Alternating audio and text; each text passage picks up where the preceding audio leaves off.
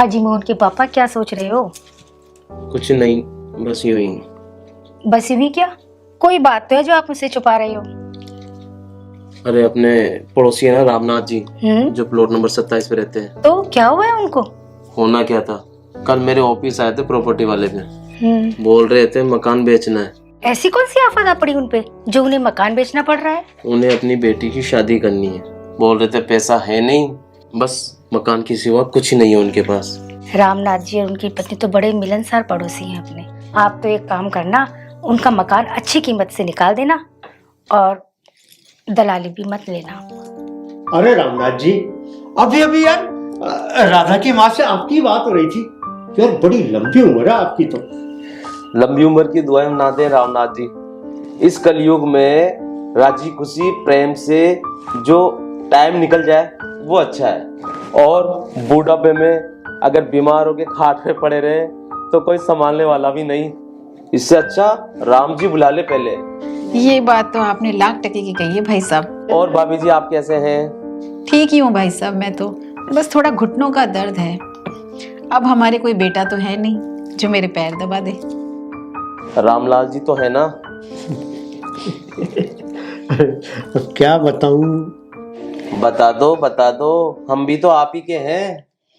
अब राकेश जी, कभी कभार राधा की माँ के पाँव तो मैं दवाई देता हूँ। मैं कितना मना करती हूँ आपको, मत करो, पर आप मेरी सुनते हो कभी? और अभी भाई साहब के आगे मुझे बेइज्जत कर रहे हो।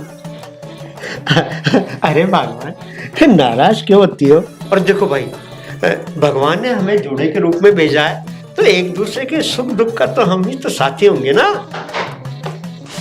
प्रणाम अंकल। नमस्ते बेटा, कैसे हो आप? बस ठीक हो अंकल। और कैसे चल रही है पढ़ाई आपकी? अंकल जी, मेरी एमए फाइनल हो गई है और मैं इस साल कंपटीशन की तैयारी कर रही हूँ। ये तो बहुत अच्छी बात है। क्या अच्छा है अंकल? मम्मी पापा को समझाओ ना, ये क्या करने जा रहे हैं? अरे हम जो कुछ भी कर रहे हैं तुम्हारे भले के लिए कर रहे हैं और हमें अच्छी तरह मालूम है तुम्हारा भला किस में है। पापा, आपने मुझे एमए फाइनल पढ़ाया, क्या मैं इतना भी नहीं समझूंगी? अपने घर के भले बुरे के बारे में नहीं जानूंगी? अरे आप दोनों शांत हो जाओ। अंकल, अब आप बताइए, इन्हें अपने घर बेचने की जरूरत कहाँ आ गई? मानती हूँ मेरे भाई नहीं है, पर मैं एक बेटा बनकर नौकरी कर इस घर की जिम्मेदारी निभा सकती हूँ। हम लड़कों से कम थोड़ी ना होती है। अरे ओ दादी अम्मा, बहुत सुन ली तेरी ज्ञान की बातें। आइए हमें समझाने के लिए, और हमें जो करना होगा वो करके रहेंगे, समझी? अब देखो ना भाई साहब, कैसे दोनों आपस में लड़ रहे हैं और कभी इतना लाड़ दुलार करते हैं आपस में, मेरी तो आंखें ही भर आती है। एक ही रास्ता है, अगर आप गौर से सुनो तो बताओ। आपकी बेटी की शादी भी हो जाएगी और आपका मकान भी नहीं बिकेगा। रामनाथ जी, आप मेरे बारे में तो जानते ही हो और मेरे बेटे मोहन के बारे में।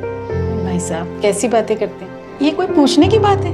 अरे आपको तो पूरा मोहल्ला पड़ोस बहुत अच्छे से जानते हैं कि आप कितने सज्जन पुरुष हैं। मेरा बेटा मोहन मेरे साथ प्रॉपर्टी में काम करता है, मैं उसकी शादी करना चाहता हूँ। अगर आपकी बेटी की मंजूरी हो तो इन दोनों की शादी करें।